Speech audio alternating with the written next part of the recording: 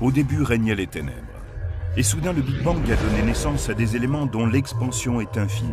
Le temps, l'espace et la matière.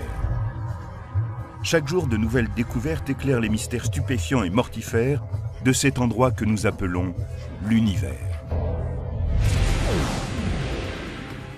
Si vous pensez que Saturne est la seule planète annelée, vous serez surpris. Les 4 grandes planètes du système solaire possèdent des anneaux. Il se peut même que Pluton en ait aussi. Un vaisseau qui les traverserait irait vers une mort certaine. Les particules tournent autour de Saturne à 15 fois la vitesse d'une balle de revolver. Pour découvrir ces anneaux, les spécialistes repoussent les limites de la technologie. C'était un véritable défi. Cette recherche de planètes annelées va nous conduire depuis les régions extérieures du cosmos jusqu'à un surprenant système d'anneaux tout près de nous.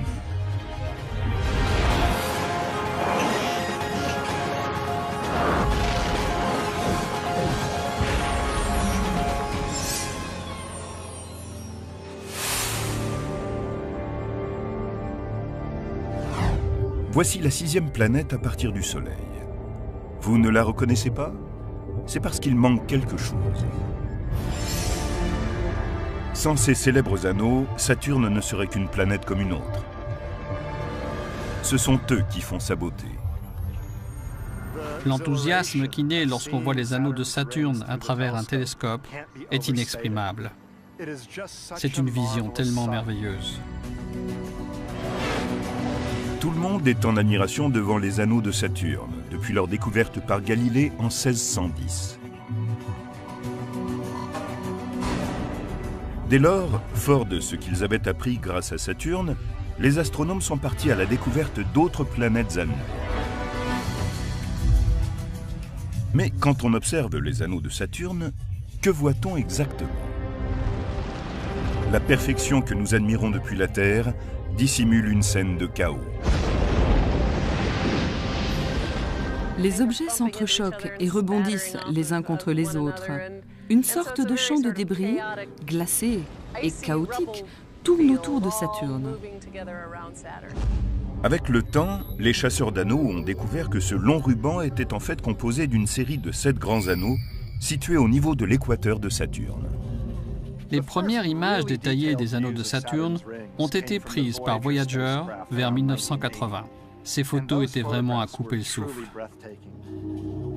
Chaque anneau est constitué de milliers de milliards de particules qui vont de la taille d'un grain de poussière jusqu'à celle d'une maison.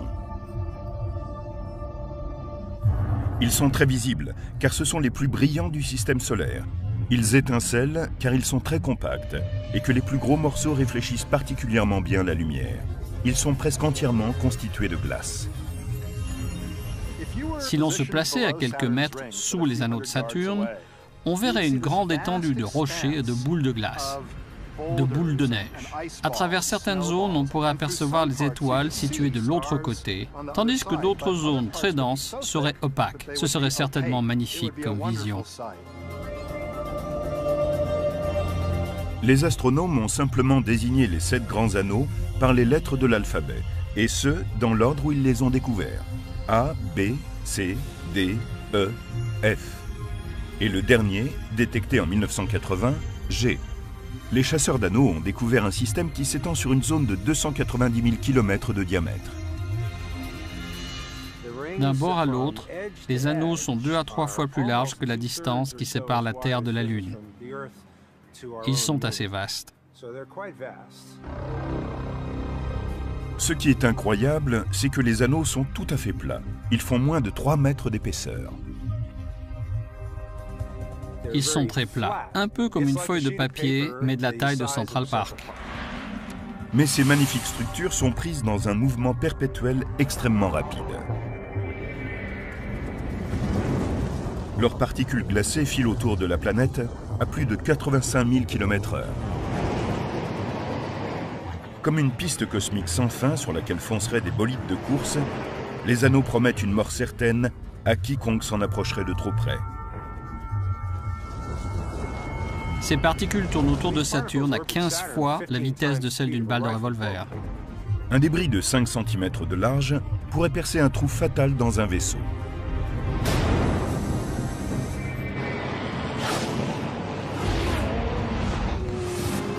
Les particules, telles des bolides, se déplacent à des vitesses inconcevables.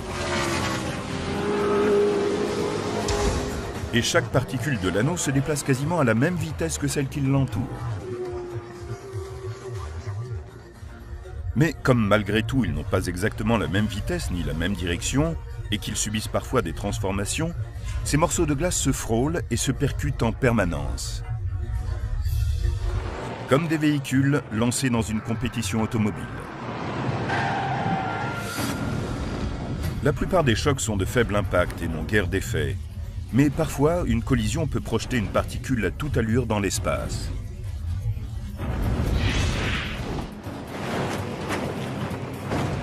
Comment ces boules de glace filant à toute vitesse restent-elles dans l'anneau?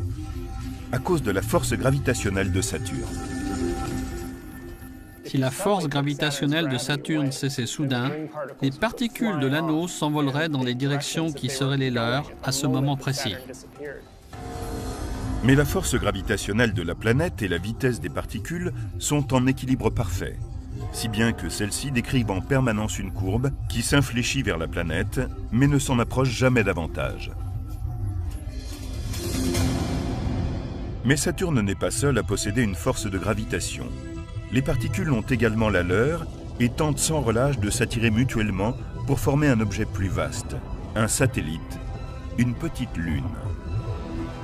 Chaque particule est attirée vers d'autres. Les plus massives ont une force plus grande. Et plus on est près, plus l'attraction est forte. La force gravitationnelle des particules agit contre celle de Saturne. C'est une lutte perpétuelle. C'est un combat permanent entre la force de gravitation des particules qui essaient de les rassembler et celle de Saturne qui essaie de les séparer. La force gravitationnelle de Saturne éloigne les particules les unes des autres en vertu de la loi universelle sur la vitesse des objets en orbite. Plus un objet est proche de Saturne, plus il doit se déplacer rapidement pour rester en orbite. Sinon, il tombe sur la planète. Les particules de l'anneau le plus proche de Saturne parcourent en 1 heure 48 000 km de plus que celles qui sont dans l'anneau le plus éloigné.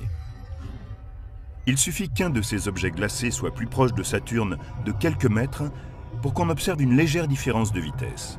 Et ce sera suffisant pour empêcher les particules de rester ensemble.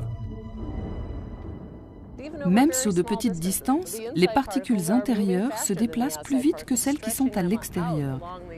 Elles s'étalent le long des rubans, si bien que vous ne trouverez jamais d'anneau en train de fusionner en un nouveau corps solide. Cette lutte perpétuelle des particules qui se regroupent, puis sont attirées vers l'extérieur, puis se regroupent encore, a assuré la pérennité des anneaux depuis des millions, voire des milliards d'années. Elles se bousculent et entrent en collision les unes avec les autres. Leur très faible force gravitationnelle forme continuellement des structures provisoires qui se font et se défont. Mais ce système d'anneaux conserve un très bel équilibre. Cet équilibre est maintenu grâce au mouvement de rotation des anneaux autour de la planète qui crée cette forme d'une beauté à couper le souffle.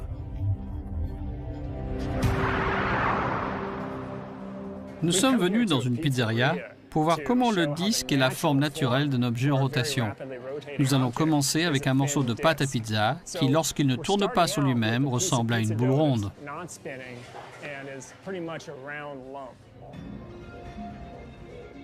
Quand on lance la pâte et qu'elle entre en rotation, elle s'aplatit naturellement pour former un disque très mince. C'est la force centrifuge qui fait que la pâte s'étale. Pour la même raison, le mouvement orbital rapide des particules des anneaux de Saturne, autrement dit la rotation des anneaux de Saturne, leur permet de former un disque extrêmement mince, très stable, ayant une durée de vie très longue. Mais si les anneaux sont aussi stables, pourquoi ont-ils disparu 2 ans après leur découverte par Galilée, le premier chasseur d'anneaux? En 1610, il observe pour la première fois des anneaux qui, dans son télescope assez rudimentaire, lui apparaissent comme des cercles entourant la planète. Mais en 1612, lors d'une autre observation, les cercles ont disparu. Galilée n'en revient pas, mais la solution de cette énigme est bien connue des astronomes modernes. Galilée ne les a pas vus la seconde fois, parce qu'à ce moment précis, les anneaux de Saturne étaient à la limite de son champ de vision et donc il ne pouvait les apercevoir. Cette vision limite se produit 2 fois au cours des 30 ans que met Saturne pour tourner autour du Soleil. L'angle selon lequel on peut voir les anneaux change constamment, car la planète s'incline de 27 degrés sur son axe. Voici Saturne. Elle est inclinée de 27 degrés, si bien que lorsqu'elle me fait face, je peux voir ses anneaux d'en haut. La planète se déplace. Maintenant, elle est ici, et les anneaux apparaissent de profil, telle une fine ligne droite. Ensuite, quand elle se déplace de l'autre côté, on peut voir l'anneau par en dessous. Le mystère de Galilée fut rapidement résolu par les chasseurs d'anneaux qui lui succédèrent. Mais on débat encore aujourd'hui d'une question fondamentale à propos de Saturne. D'où viennent ces anneaux? C'est la plus grande énigme dans ce domaine. Quelle est l'origine des anneaux de Saturne? 2 théories s'affrontent. Selon la première, les anneaux se seraient formés juste après la naissance de Saturne, il y a 4,5 milliards d'années. C'est ce qui resterait du disque en rotation qui a donné naissance à la planète. La seconde théorie les fait remonter à 100 millions d'années. Ce sont presque des nouveau-nés. Si les dinosaures avaient eu des télescopes et avaient pu observer Saturne, peut-être n'auraient-ils vu aucun anneau, car ils sont sans doute plus récents. Nous avons la chance qu'ils soient là et de disposer de la technologie nécessaire pour les explorer. On pense que les anneaux de Saturne sont nés à la suite d'un événement cataclysmique. Mais s'agit-il d'une collision massive entre une lune et un astéroïde?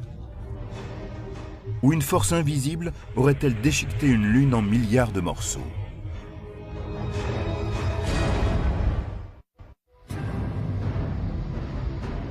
Ils sont parmi les structures les plus étonnantes du système solaire. 22 fois plus larges que la Terre, ils ne font que 10 mètres d'épaisseur. Mais la plus grande question pour les chasseurs d'anneaux est de savoir comment ils sont arrivés là. Beaucoup pensent que les anneaux sont apparus lorsqu'une des lunes de Saturne a été déchiquetée en millions ou en milliards de morceaux par une force puissante, appelée l'effet de marée ou force de marée.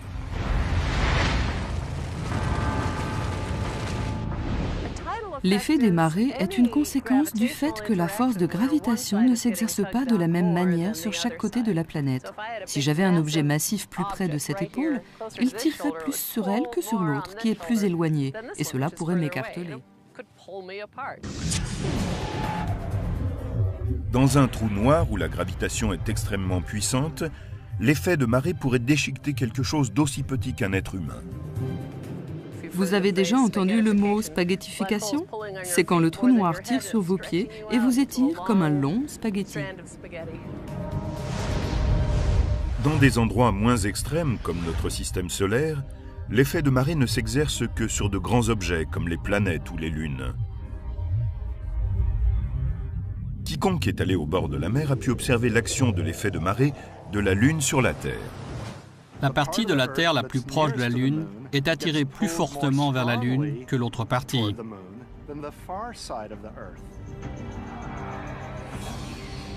C'est ainsi que notre planète peut présenter un gonflement et qu'on voit au bord de la mer l'eau monter et descendre par période d'environ 12 heures. Mais l'effet de marée lunaire ne se contente pas d'attirer les océans. Il se manifeste sur la planète dans son ensemble. Ce qu'on sait rarement, c'est que la boule de roche qu'est la Terre change elle aussi de forme.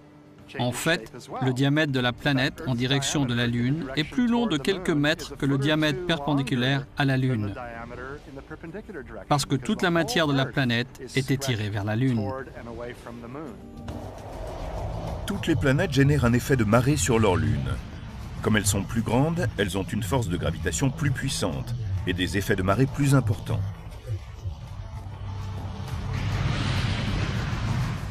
Notre Lune est composée de roches et de métaux beaucoup trop solides pour être déchirés par l'effet de marée terrestre.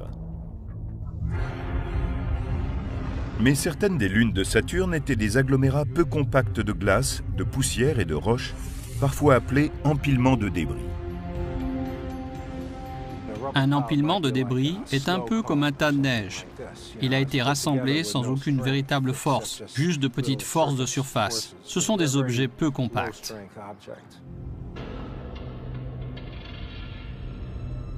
Certains spécialistes pensent qu'il y a 100 millions d'années, l'une de ces lunes se serait aventurée trop près de Saturne. Une lune de faible structure aurait été déchiquetée en milliers ou millions de morceaux de toute taille, projetés à différentes distances de la planète. De ce fait, ils auraient adopté des orbites différentes et peu à peu, le matériau se serait réparti en un système d'anneaux. De nouvelles recherches devront déterminer si les anneaux de Saturne ont été créés par la force de marée, la destruction d'une lune par un astéroïde, ou à partir de résidus de la planète en formation. Mais les astronomes ont observé récemment des particules qui rejoignaient un anneau sous leurs yeux. Ils ont découvert que l'existence de l'anneau E était liée aux éruptions permanentes qui affectent l'une des lunes de Saturne se trouvant dans cet anneau, Encelade. Au cours de ces éruptions, cette lune extraordinaire rejette de l'eau.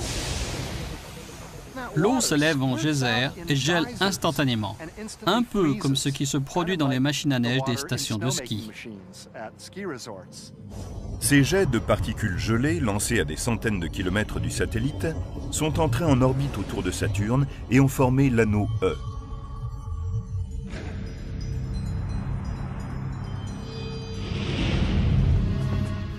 Les astronomes ont ressenti une grande émotion en voyant ces particules s'agréger à l'un des anneaux de Saturne.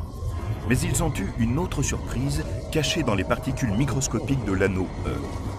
En juin 2009, ils y ont trouvé des traces d'éléments chimiques, du sel et du bicarbonate de soude. Ce qui est si passionnant dans le fait de trouver du sel et du bicarbonate dans l'anneau E, c'est que cela suppose qu'il y a un océan liquide à l'intérieur d'Encelade. Et tout comme les formes de vie terrestres sont apparues dans les océans, on pense que des formes de vie ont pu naître à l'intérieur d'Encelade. C'est une idée vraiment excitante, mais pour l'instant, nous n'en avons pas la confirmation, parce qu'on ne voit pas de sodium dans le geyser. Il faut faire d'autres observations. Nous ne sommes pas encore certains. Nous devons poursuivre les explorations.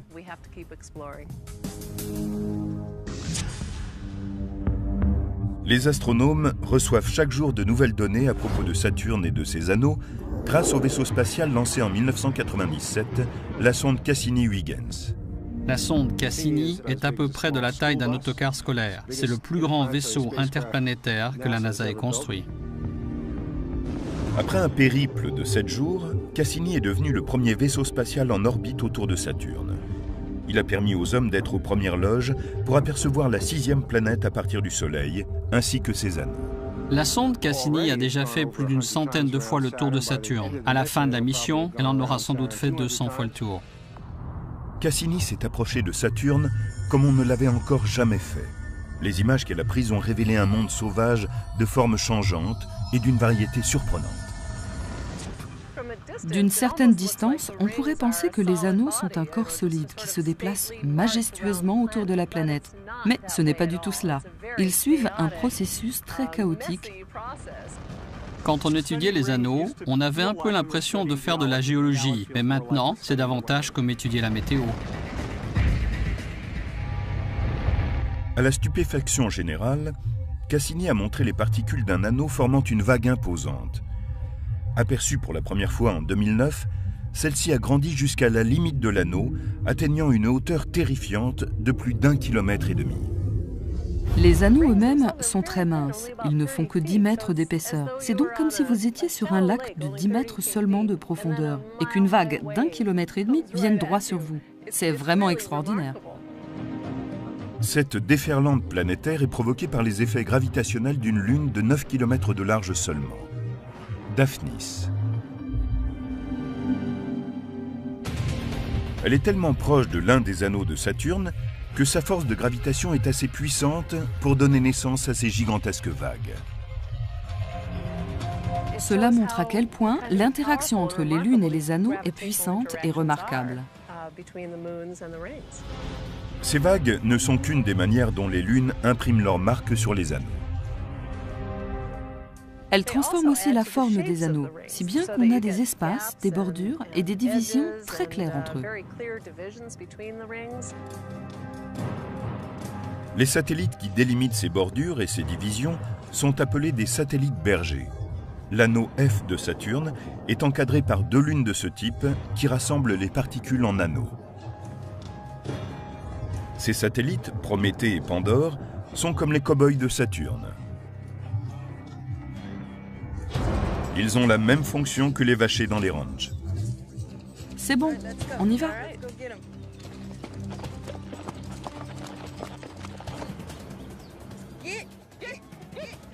Ce qu'on fait ici est très proche de l'action des satellites de Saturne sur ces anneaux. Nous rassemblons les bêtes, tout comme les satellites rassemblent les anneaux.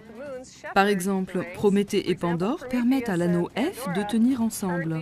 Je suis à l'intérieur comme Prométhée. Et ma partenaire est à l'extérieur comme Pandore.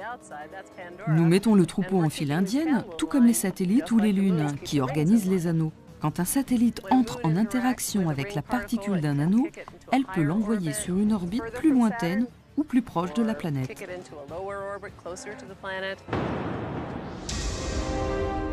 Pandore étant plus éloignée de Saturne, elle tourne plus lentement que les particules de l'anneau.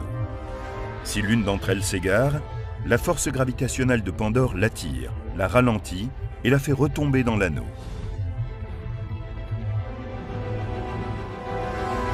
À l'intérieur, Prométhée tourne en orbite à une vitesse plus élevée que l'anneau de particules. Sa force de gravitation les tire vers l'avant et accroît leur énergie tout en les éloignant de Saturne. Finalement, les 2 satellites emprisonnent les particules entre elles et créent ainsi un anneau à la forme bien nette. Les satellites jouent un rôle fondamental dans la configuration des anneaux et dans leur formation.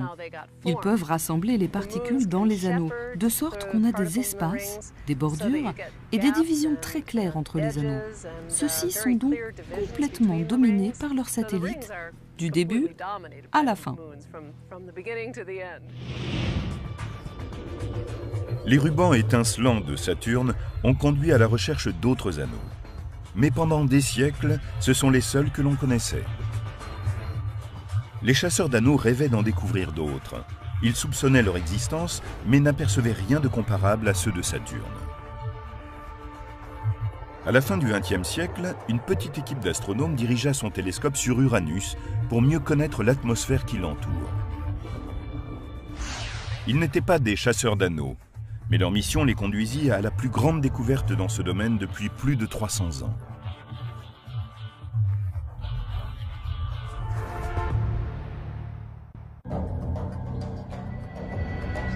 Depuis que Galilée, des siècles plus tôt, avait découvert les magnifiques anneaux de Saturne, les savants en avaient cherché d'autres. Mais le temps avait passé, attisant la frustration des chasseurs d'anneaux qui restaient bredouilles. En 1977, la petite équipe de chercheurs qui observait la planète Uranus ne s'intéressait qu'à son atmosphère. Le 10 mars, ils s'envolent dans un avion transformé en laboratoire jusqu'aux limites de l'atmosphère terrestre et pointent leur télescope sur la 7e planète depuis le Soleil. Ils guettent l'instant où une étoile lointaine doit passer derrière Uranus.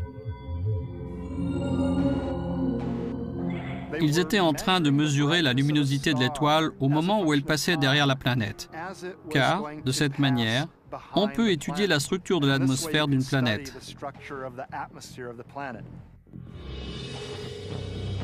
Mais tandis que l'étoile se rapproche d'Uranus, il se produit quelque chose d'étrange. Avant qu'elle n'arrive derrière Uranus, la lumière a clignoté plusieurs fois. Les spécialistes stupéfaits attendent de voir ce qui va se passer quand l'étoile réapparaîtra de l'autre côté. Après avoir émergé de derrière Uranus, elle a encore clignoté plusieurs fois. Ils viennent de faire une découverte totalement inattendue. Les clignotements sont parfaitement symétriques autour de la planète. Cela signifie qu'ils ont découvert une seconde planète annelée. Les anneaux d'Uranus étaient une véritable surprise. C'était très émouvant de les voir pour la première fois. C'est le premier système d'anneaux découvert en plus de 350 ans. Et il n'est que le premier d'une série. Deux nouveaux systèmes d'anneaux sont bientôt découverts. L'un sur la lointaine Neptune et l'autre sur la plus grande planète du système solaire, Jupiter. Nous connaissons donc 4 planètes à anneaux. Plus exactement, les 4 planètes géantes qui tournent autour du Soleil possèdent des anneaux. Mais si les anneaux sont si communs, pourquoi les astronomes ont-ils mis tant de temps à les trouver? Parce que les anneaux des autres planètes sont assez différents de ceux de Saturne. Ce n'est pas un hasard si les anneaux de Saturne ont été découverts au début du XVIIe siècle et si on n'en a trouvé aucun autre avant la fin du XXe. Les anneaux de Saturne sont larges, lumineux et spectaculaires. Ceux des autres systèmes sont beaucoup plus durs à saisir. C'est en partie à cause de leur taille. Un aspect très surprenant des anneaux d'Uranus est qu'ils sont très étroits. La plupart des anneaux de Saturne sont larges de milliers de kilomètres, alors que la majorité de ceux d'Uranus couvrent moins de 3 kilomètres. Ils sont également très sombres, alors que les anneaux de Saturne, qui se composent de glace, sont très lumineux. Imaginez quelque chose de plus noir que le goudron. Ils sont plus sombres que tout ce que vous puissiez sans doute jamais voir. Les anneaux ultra-périphériques d'Uranus sont tellement sombres que les chasseurs d'anneaux ne les ont pas découverts avant 2003. Et cela en grande partie parce qu'il n'y a presque rien en eux. Dans ce système, il y a des nuages de poussière très fine, avec un facteur de remplissage d'1 pour 100 000 ou 1 pour 1 million. Ces particules sont très éloignées les unes des autres. C'est un peu comme une piste automobile qui irait de la Terre à la Lune, aller-retour, et où ne rouleraient que quelques bolides.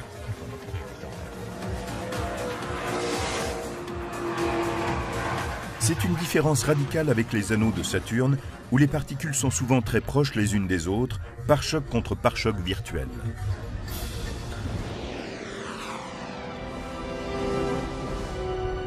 Les anneaux extérieurs d'Uranus sont très clairsemés, mais ce ne sont pas les plus légers. Les plus subtils sont les rubans extérieurs qui entourent la 5e planète à partir du Soleil. La majestueuse Jupiter possède les anneaux les plus délicats qui soient. Jusqu'à présent, les astronomes ont identifié 4 anneaux aériens encerclant la planète. Un anneau intérieur, l'anneau principal et 2 anneaux extérieurs. Contrairement aux grands morceaux de glace que l'on trouve dans les anneaux de Saturne, les particules de ceux de Jupiter sont comme de petits grains de poussière. Nous en parlons comme d'anneaux de poussière, mais il vaudrait mieux les qualifier d'anneaux de fumée. Les particules mesurent en microns, la fumée qui s'élève d'un feu est de la taille de quelques microns en général. Les anneaux, tout comme la planète, sont colossaux. Leur diamètre s'étend sur près de 500 000 km. Mais étonnamment, si on comprimait toutes les particules en une seule boule, elles ne seraient pas plus larges qu'un terrain de football.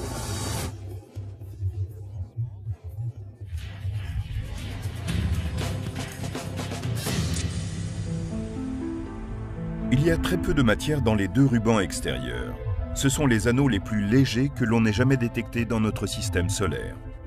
Presque invisibles, on les appelle les anneaux Gossamer.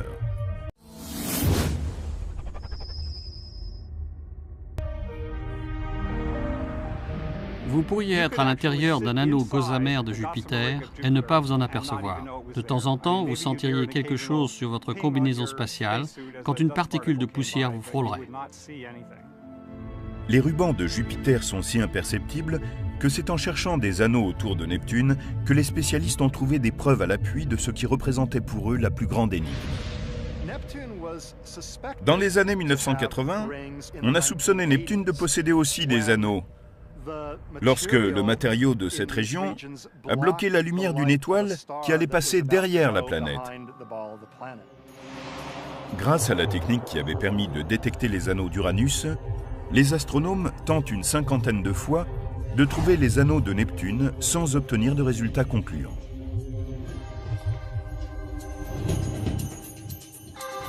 Exaspérés, ils proposent alors une explication radicale. Puisque la lumière stellaire est parfois bloquée, peut-être y a-t-il d'étranges anneaux autour de Neptune qui n'encercleraient que partiellement la planète. On a pensé que les anneaux n'étaient pas complets, car la lumière n'était pas bloquée de façon symétrique de chaque côté de la planète, comme elle était sur Uranus. Neptune possédait-elle un système d'anneaux bizarre et changeant? Jamais les chasseurs d'anneaux n'avaient été aussi déterminés à résoudre ce mystère, mais ils ne se doutaient pas de l'étrangeté de la solution.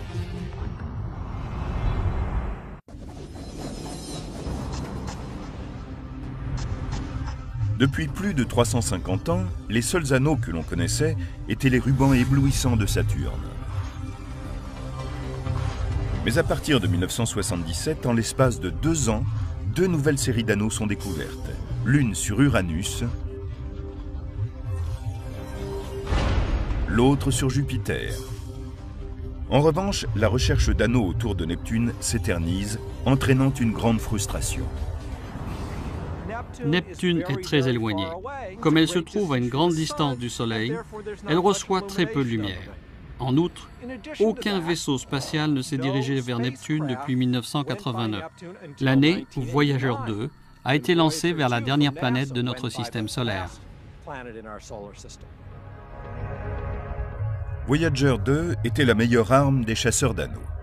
Le 25 août 1989, le vaisseau arrive plus près de Neptune qu'aucun autre appareil auparavant. Et la sonde prend de magnifiques images de la 8e planète à partir du Soleil. C'est un incroyable exploit technologique. C'était un véritable défi, comme prendre une photo d'un chat dans un seau de charbon à la lumière de la Lune. Allait-elle nous révéler que Neptune n'avait aucun anneau? Ou en possédait une Pléiade? Ou était entourée de ces mystérieux anneaux inachevés dont avaient parlé certains astronomes? Plus d'une décennie avant la mission Voyager, les spécialistes avaient tenté de détecter des anneaux en prenant appui sur la lumière d'étoiles qui passait derrière Neptune. Certaines observations avaient permis de noter des interférences dans la lumière stellaire, mais elles ne se produisaient jamais à la même distance des 2 côtés de la planète, comme dans le cas d'anneaux complets. Neptune était exaspérante. On savait qu'il y avait là de la matière, mais on ignorait quelle était sa configuration. Quand les images de Voyager arrivent, les chasseurs d'anneaux sont enthousiastes. Non seulement ils voient des anneaux entiers, mais aussi une chose qu'ils n'avaient jamais observée dans les anneaux, des arcs. L'image la plus importante montrait une série d'arcs qui ne couvraient qu'1 dixième de la périphérie de la planète. Le reste de l'anneau était très vaporeux.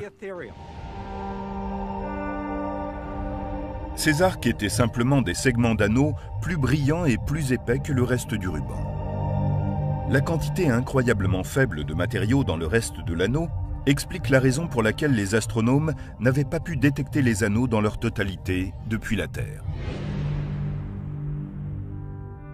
Les arcs sont à l'intérieur d'un anneau complet, mais le matériau de cet anneau est presque transparent. C'est pour cela que nous n'avions pas pu le voir avant qu'il ne bloque la lumière d'une étoile. La découverte d'anneaux autour de Neptune signifie que toutes les planètes extérieures, les géantes gazeuses, possèdent des anneaux. Cela reflète l'ordre naturel du cosmos, car la forme de disque de ces anneaux est l'un des modèles fondamentaux de l'univers. L'univers comprend essentiellement des objets de 2 formes, les sphères et les disques. Si la rotation est un aspect important d'une structure, elle va tendre à prendre la forme d'un disque. C'est ainsi que nous en voyons de toutes les tailles dans l'univers. C'est pourquoi les anneaux de Saturne peuvent nous éclairer sur les origines d'un système d'anneaux beaucoup plus vaste. celui qui entoure le Soleil. Les anneaux de Saturne sont un modèle qui nous permet de comprendre le processus qui mène à la formation d'une planète. Si nous remontions dans le temps et que nous visitions notre système solaire il y a 4,5 millions d'années, nous verrions le tout jeune Soleil placé au centre. Il serait entouré d'un disque de gaz et de poussière à l'intérieur duquel se seraient formées les planètes. Et ce disque ressemblerait dans une certaine mesure à un système d'anneaux.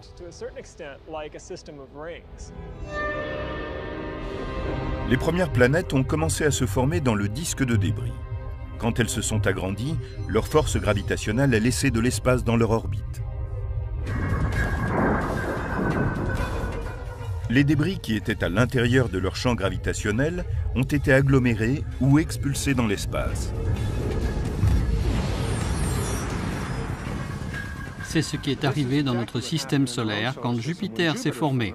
La planète était assez massive pour dégager un espace dans le disque premier de matériaux. Peu à peu, les autres planètes de notre système solaire se sont formées et ont tracé leurs orbites, ne laissant que 2 régions aux débris restants, la ceinture d'astéroïdes et la ceinture de Kuiper. À elles deux, elles contiennent le matériau nécessaire pour créer une série d'anneaux autour du Soleil. Les anneaux nous aident à comprendre la formation de la Terre, mais les spécialistes ont longtemps attendu avant de poursuivre un nouvel objectif, les planètes annelées d'autres systèmes solaires. Nous connaissons beaucoup de planètes dont la masse et la composition sont semblables à celles de Saturne. Il y a fort à parier que certaines, sinon toutes, possèdent un système d'anneaux spectaculaire. Les chasseurs d'anneaux pensent découvrir très bientôt la première planète annelée d'un autre système solaire grâce à l'un des télescopes les plus puissants au monde, le télescope spatial Kepler. Celui-ci est capable de suivre environ 100 000 étoiles en même temps. Il a été conçu pour mesurer les plus infimes variations de la lumière stellaire. Il peut donc détecter les planètes lointaines qui passent devant une étoile. Quand cela se produit, la planète bloque un peu de la lumière stellaire et Kepler peut le détecter. Si une planète annelée passe devant une étoile, les anneaux bloquent aussi la lumière stellaire, ce qui peut être mesuré par le télescope Kepler. Pendant que le télescope spatial observe les profondeurs de l'univers, les astronomes traquent un nouvel anneau à l'intérieur du système solaire. En 2006, une mission appelée New Horizons a quitté sa base de lancement. Un voyage de 4,5 milliards de kilomètres doit la mener jusqu'aux frontières glacées de notre système solaire. Si elle y parvient, elle deviendra le premier vaisseau spatial à passer devant Pluton. Les astronomes pensent que la planète naine pourrait être le premier objet rocheux dont on découvre les anneaux. Mais il y a dans notre système solaire une autre planète rocheuse dont l'anneau court vers une collision qui pourrait créer le chaos sur Terre.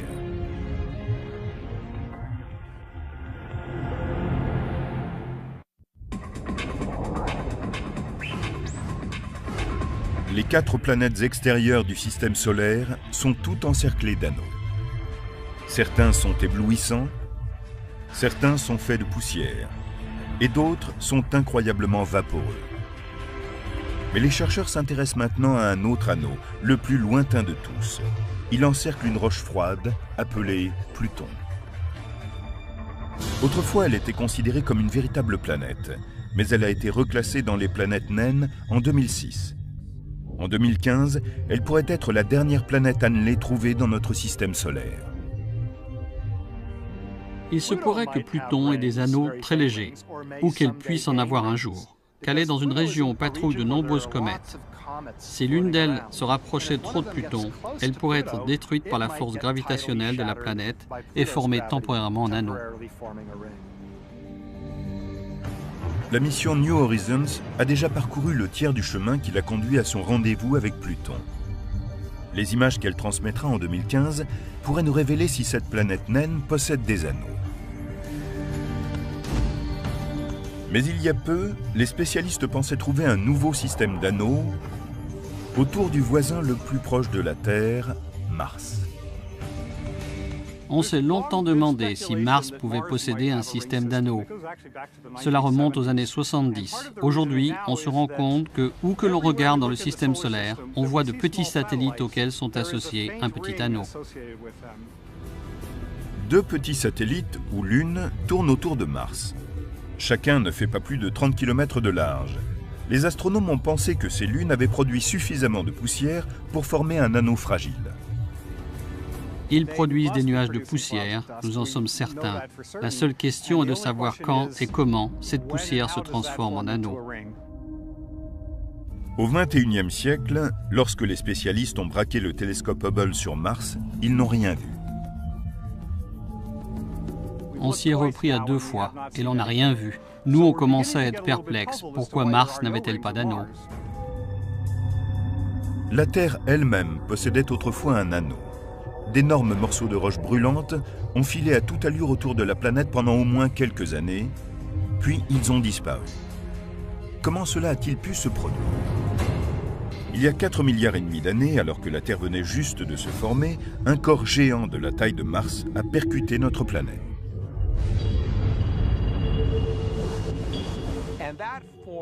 C'est ainsi que s'est formé un anneau provisoire, encore plus spectaculaire que celui de Saturne aujourd'hui. Ce n'était pas simplement un gros anneau épais et très massif, il brillait en plus d'un rouge feu.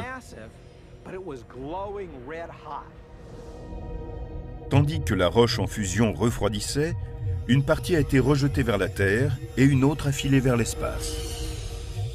Le reste du matériau s'est condensé en une sphère qui est devenue notre Lune. Mais les terriens ne doivent pas se sentir exclus. Notre planète mère possède un nouvel anneau qui n'a guère que 50 ans. Il n'est pas constitué de poussière ou de roches glacées, mais de métaux et de puces électroniques. C'est un anneau de satellite. Les terriens ont construit un anneau de satellite très compliqué d'un point de vue technologique et qui est là pour des millions d'années.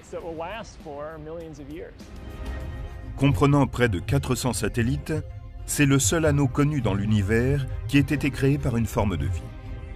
Il voltige à 35 000 km au-dessus de l'équateur de la Terre, en orbite géosynchrone. La vitesse des satellites le maintiendra indéfiniment au même endroit au-dessus de la planète. Les satellites géosynchrones sont une catégorie particulière de satellites qui forment un véritable anneau autour de la Terre. C'est un anneau en ce sens qu'on y voit des particules tourner en permanence autour de la Terre, de la même façon que l'anneau de Saturne est fait de particules glacées en orbite autour de la planète. L'anneau de la Terre joue un rôle capital dans son système de communication, mais il court au désastre. Lorsqu'on met un certain nombre d'objets au même endroit, ils entrent en collision. En février 2009, 2 satellites situés dans l'orbite basse de la Terre se sont percutés.